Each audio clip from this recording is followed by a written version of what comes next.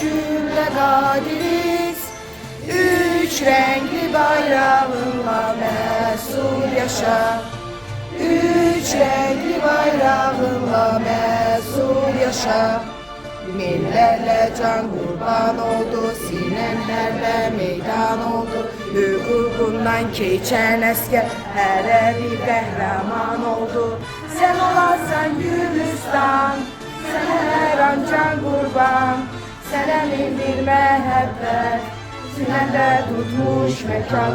Namusunu hirs etməyə, bayrağını yükseltmeye, namusunu hirs etmeye. Bana gençler müştadıdır.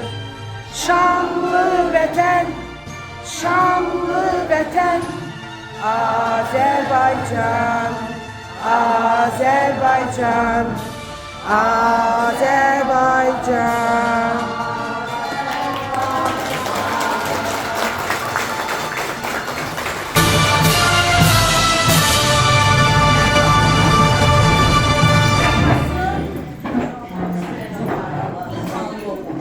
Ordumuz, müzəffər ordumuz, Ali Başkomandanımız, bəli, məhz onun müdrik siyasəti nəticəsində Qarabağ torpaqları düşmən tapdağından azad olundu və müstəqil suveren Azərbaycan oldu.